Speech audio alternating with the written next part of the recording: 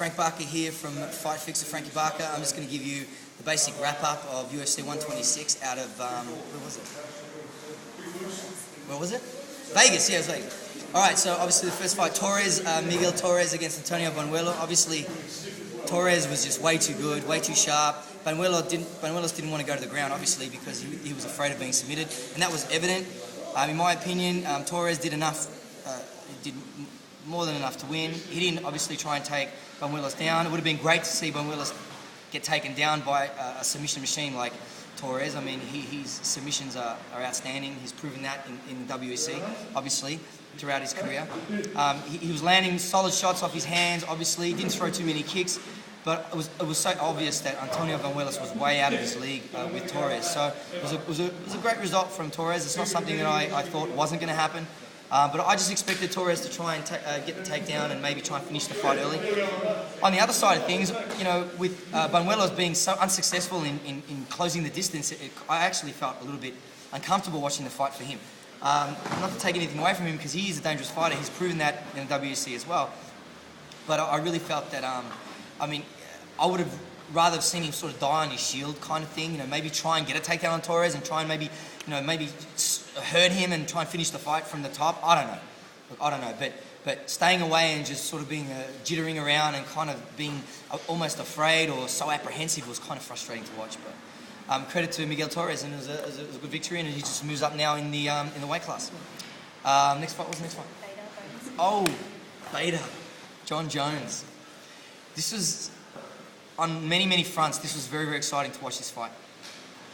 I've never seen Ryan Beta controlled so easily and so well. Maybe not so easily, but so well. John Jones did that. He set the tone of the fight immediately. And I just couldn't believe, by just watching the fight, John Jones looked enormous compared to Ryan Beta. I just felt, Alex, did you feel that? John Jones looked massive compared to Ryan Beta. It's just amazing. He's one of these gifted athletes, you know. He's just so explosive and springy and agile and gifted. He's striking, his elbows, his knees, his takedowns, his control. Amazing to watch. It was really amazing to watch. And so dangerous. And the mark was on him from the very beginning. But to see him come out in the second round and do what he did, and it was a great result for John Jones. And in the end, after he won the fight, an announcement was made to Joe Rogan and by Joe Rogan, saying that, you know, Rashad Evans blew out his knee in a training camp, getting ready for Shogun Rua, and John Jones stepped right into his shoes to take the contender's spot. So now, in 6 weeks' time, this is what's absolutely ridiculous and exciting at the same time, is that John Jones gets a shot at Shogun Rua's title at UFC 128 in 5 weeks' time, something like 5.5 weeks' time,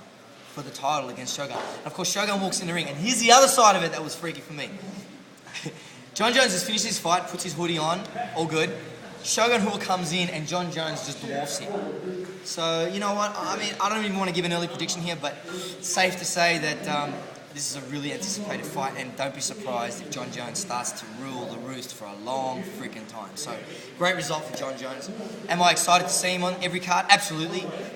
Incredible performance, and I can't wait to see him fight again. So that's the end of that one. Oh, this was supposed to be, well, it had potential fight of the night all over it. They both were very keen on putting on an incredible performance, but just, look, it was a good fight. But, you know, Forrest Griffin took the victory, you know, by this much. I don't know, man. I thought Forrest Griffin dominated that fight. Rich Franklin might want to punch my teeth in listening to that. But, I mean, look, Rich Franklin did a good job, I guess. He started getting into the fight a little more as it went on, but I don't know, maybe I would have loved to have seen him throw a lot more left hands down the pipe against a orthodox fighter in Griffin. Forrest looked really good. He looked strong. He's cornering. Let's look at Rich Franklin's cornering. First of all, listening carefully to Rich Franklin's corner after the first round I was like, what? What are you saying to him? I'm a strong believer that tell the truth, tell the fighter what's going on immediately. Look, you lost that round, you gave him that round, or you weren't active enough in that round. Be honest. They were saying things like, he's getting tired. Forrest Griffin doesn't get tired. Forrest Griffin pushes Randy Couture to the max.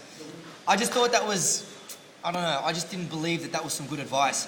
I think Rich Franklin's been in the game long enough to be able to take his licks and understand when he's up or when he's down. And he was down, and I would have loved to have seen Rich Franklin open up way more with left hands down the pipe, stay on the inside of Forrest Griffin's left foot, and just throw him until you die. You know, that's the kind of thing I was hoping that Rich Franklin would do. And look, props to Forrest Griffin.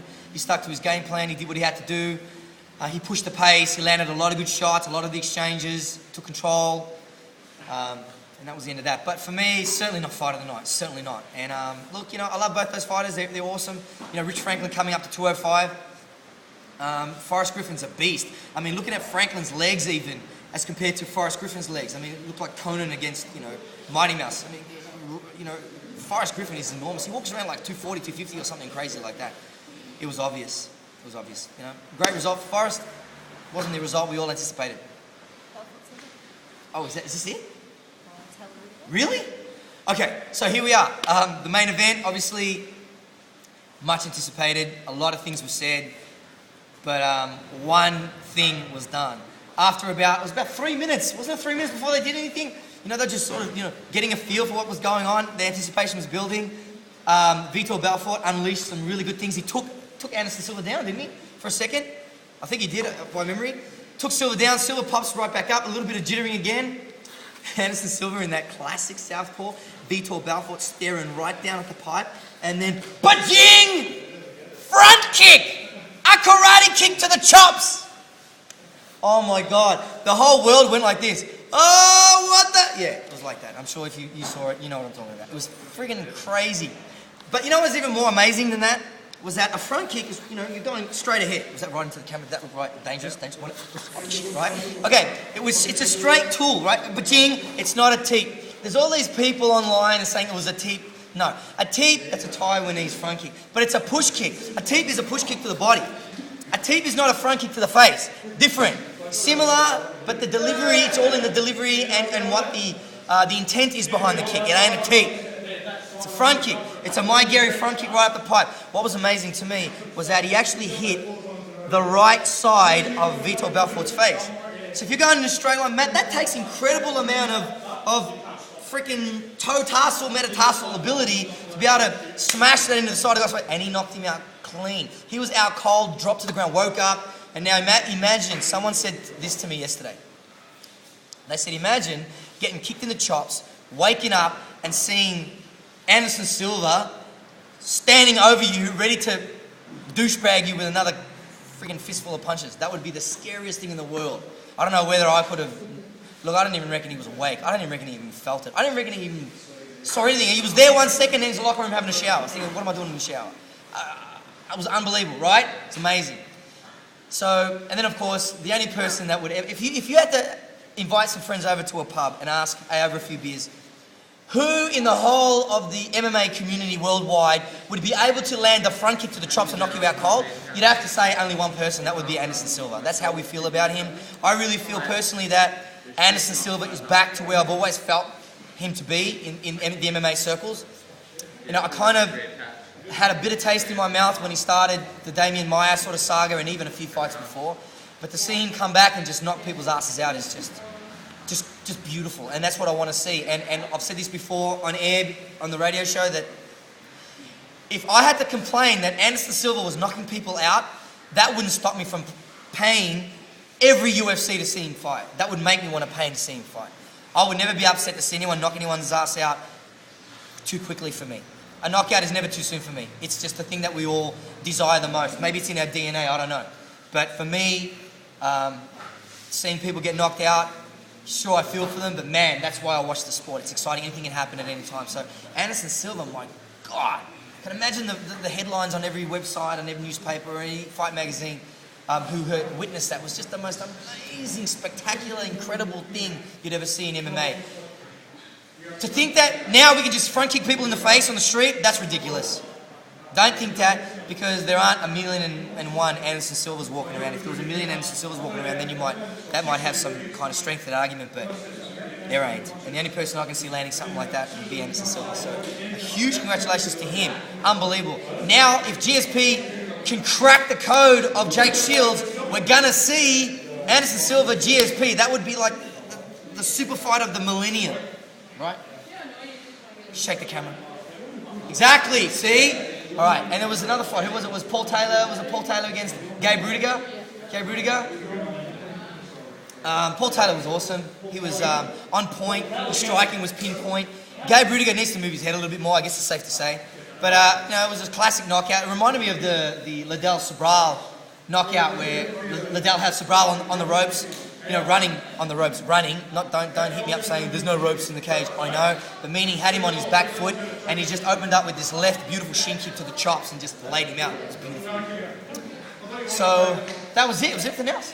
Did I miss something? Shake it back and forth. Good. Thank you very much. Well, Fight Fix with Frankie Barca is done for another episode. Thanks for tuning in. Leave your comments if you want. It's cool. I've got thick skin. And I'll be back next week with the preview of UFC 127, right? Here in Sydney, right? Absolutely. And the main event there is BJ Penn, my idol, my hero, against John Fitch. I love John Fitch, but I'll tell you about what I think of BJ Penn's lead up to this fight and what I think the result might be at UFC 127. Till then, keep the fight alive. Thanks for tuning in.